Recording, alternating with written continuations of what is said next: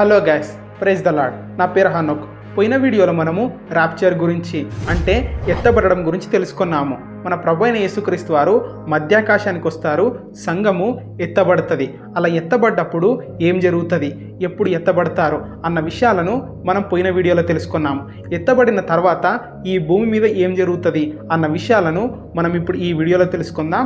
అంతకంటే ముందు ఛానల్కి ఎవరైనా కొత్తగా వస్తే తప్పకుండా లైక్, షేర్, సబ్స్క్రైబ్ చేయడం మాత్రం మర్చిపోకండి. ఈ వీడియోను పూర్తిగా చూడండి, తర్వాతనే కామెంట్ చేయండి. మనం ఇంకా టాపిక్లోకి వెళ్దాం. మన ప్రభు అయిన యేసుక్రీస్తు వారు మధ్యాకాశానికి వచ్చినప్పుడు సంఘం ఎత్తబడుతుంది, ర్యాప్చర్ జరుగుతుంది. ర్యాప్చర్ తర్వాత కొన్ని లక్షల మంది సడన్గా మాయమైపోతారు.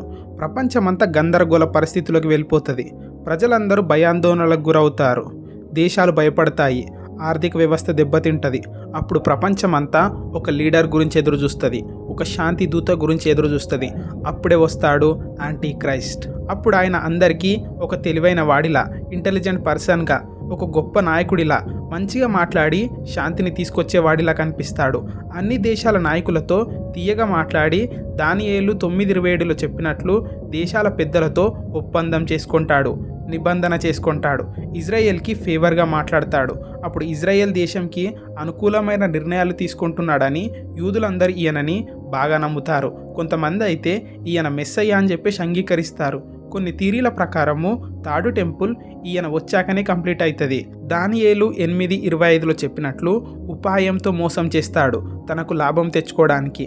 నాయకులని, గవర్నమెంట్ని, ప్రజలని, బిజినెస్ మ్యాన్స్ని అందరినీ తన మాటలతో మోసం చేసి అందరినీ తన వైపుకు తిప్పుకుంటాడు. అప్పుడు ప్రభుత్వాలు ఈ యాంటీక్రైస్ట్ మాట వింటాయి. మిలిటరీ ఈయన చెప్పింది చేస్తుంది. టెక్నాలజీ ఈయన హ్యాండ్లో ఉంటుంది.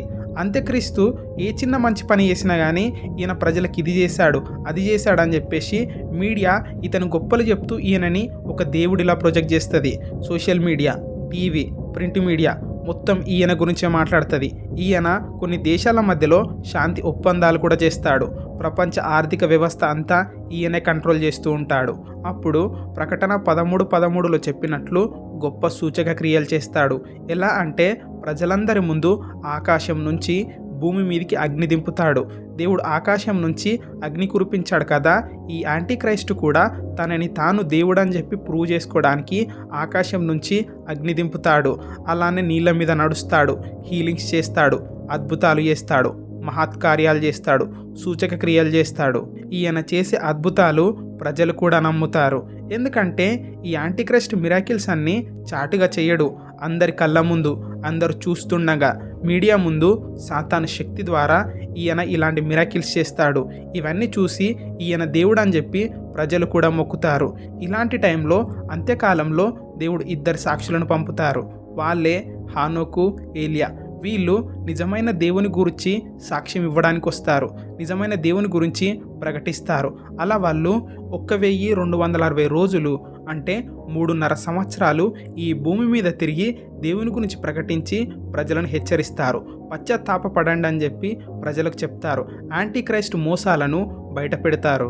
అలా వీళ్ళు దేవుని సువార్తను ప్రకటిస్తున్నప్పుడు ఎవరైనా వీరి మీదికి హాని చేయడానికి వస్తే వీళ్ళ నోట్లలో నుంచి అగ్ని బయటకు వచ్చి వాళ్ళని కాల్చేస్తుంది.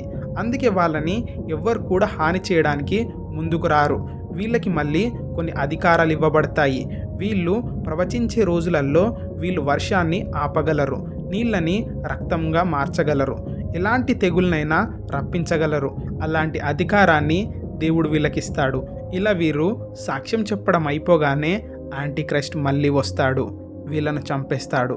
ప్రజలని, ప్రభుత్వాన్ని తన కంట్రోల్లోకి తీసుకుంటాడు. తనని తాను హెచ్చించుకొని దేవుని ఆలయంలో కూర్చుంటాడు. దీనిని గురించి మనము 2వ తెస్సలోనీలకు 2వ అధ్యాయము 4వ వచనంలో చూడవచ్చు. ఏది దేవుడు అనబడునో, ఏది పూజింపబడునో దాని అంతటిని ఎదిరించుచు, దాని అంతటికి పైగా వాడు తన్ను తానే హెచ్చించుకొనుచు, తాను దేవుడనని తన్ను హెచ్చించుకొనుచు దేవుని ఆలయంలో కూర్చుండును అనే మాట ఉంటుంది.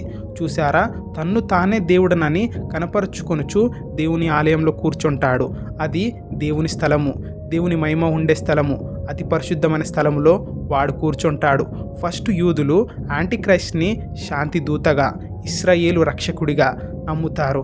కానీ ఎప్పుడైతే తన అసలు రూపాన్ని బయటపెట్టి నన్నే పూజించండి, నన్నే ఆరాధించండి, నేనే దేవుడనని అంటాడో అప్పుడు యూదులు ఈ యాంటీ క్రైస్ట్ని తిరస్కరిస్తారు.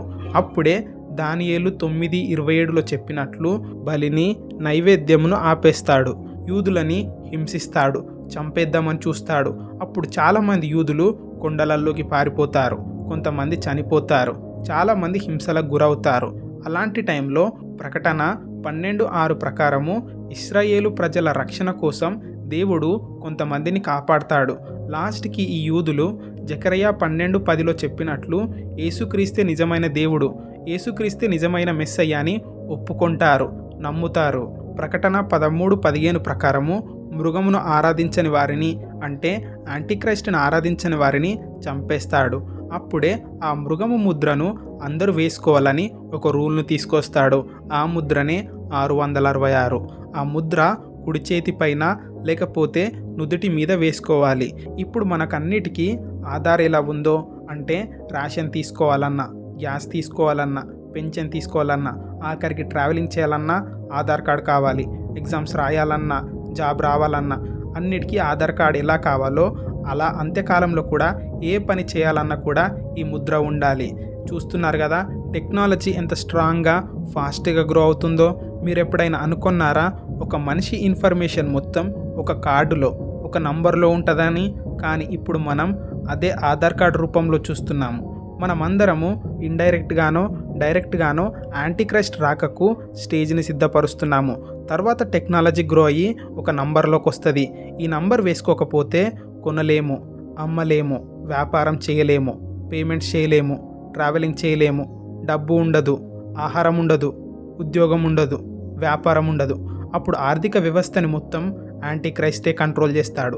యాంటీక్రైస్ట్ని యాక్సెప్ట్ చేసిన వాళ్ళకి సుఖం ఉంటుంది, సంతోషం ఉంటుంది. ఆ టైంలో ఎవరైతే యాంటీక్రైస్ట్ని అంగీకరించారో వాళ్ళకి భూమి మీద శ్రమలు పొందుతారు, హింసలు పొందుతారు. కానీ ఈ ముద్రను వేసుకున్నామనుకో దేవుణ్ణి తిరస్కరించిన వాళ్ళం అవుతాము, ఆ మృగానికి లోబడిన వాళ్ళం అవుతాము. అందుకే ఈ ముద్రను యేసుక్రీస్తుని అంగీకరించిన వాళ్ళు వేసుకోకపోవడమే మంచిది. ఆ ముద్ర వేసుకుంటే దేవుని ఉగ్రతకు పాత్రలమవుతాము. వేసుకోకపోతే ఈ లోకంలో మనకు ఆహారం ఉండదు, ఎలాంటి వసతులు ఉండవు. పైగా మనకి ఈ లోకంలో హింసలు, శ్రమలుంటాయి, కరువులు, భూకంపాలు కలుగుతాయి. కానీ దేవుని మీద విశ్వాసంతో ఉన్నవాళ్ళు దేవుని మహిమను చూస్తారు. దేవుని రెండవ రాకడలో ఆయనతో పాటు ఎత్తబడతారు. అదే టైంలో 7 ముద్రలు, 7 బూరలు, 7 పాత్రలు, యాంటీక్రైస్ట్కి దేవునికి మధ్యలో హర్మగిద్దెను యుద్ధం జరుగుతుంది. ఇవన్నీ మీరు తెలుసుకోవాలనుకుంటే ఫాస్ట్గా ఈ వీడియోకి 1000 లైక్స్ కంప్లీట్ చేయండి. అంతే ఫాస్ట్గా మీకు వీడియో వచ్చేస్తుంది, మీరు తెలుసుకోవచ్చు. మా ఇన్ఫర్మేషన్ కనుక మీకు నచ్చినట్లయితే తప్పకుండా లైక్, షేర్, సబ్స్క్రైబ్ చేయడం మాత్రం మర్చిపోకండి. ఒకసారి ఛానల్ మొత్తం చెక్ చేయండి, చాలా మంచి వీడియోస్ ఉన్నాయి. మళ్ళీ ఒక మంచి వీడియోతో మళ్ళీ మీ ముందుకు వస్తా. Praise the lord.